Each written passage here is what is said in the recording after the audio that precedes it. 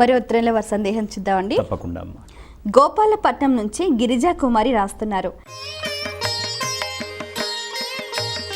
పూజ గదిలో ఉన్న దేవుళ్ళందరికీ ఒకే నైవేద్యం పెడితే సరిపోతుందా తెలియచేయగలరు అంటూ రాస్తున్నారు. పూజ గదిలో ఉండే దేవతలందరికీ కూడా ఒకటే నైవేద్యం పెట్టాలి.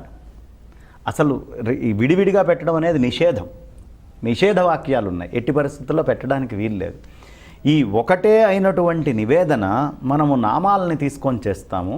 ఇంతమంది దేవతల్ని పరివారంగా తీసుకొని ప్రధానమైనటువంటి దేవతలు ఎవరికి మనము అర్చన చేస్తున్నామో, ఎవరికి మనం అష్టోత్తరాదులన్నీ కూడా చెప్తున్నామో ఆ దేవతని ప్రధానంగా ఉంచుకొని మిగతా అందరినీ పరివార దేవతలుగా భావించి ఆయనకి కనుక అక్కడ పెట్టి మిగతా పేర్లు తీసుకొని నివేదన కనుక చేసినట్లయితే అందరికీ ఒకటేసారి బంక్తి భోజనం పెట్టినట్టు. ఇప్పుడు మనం ఒక వంట తయారు చేస్తాం.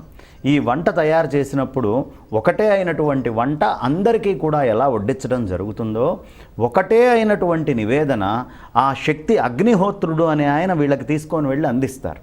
ఇక్కడి నుంచి ఆ అందించేటటువంటి అగ్ని సక్రమంగా ఎవరిది వాళ్ళకి అందిస్తాడు. మనకేమీ రెండో ఆలోచన అక్కర్లేదు.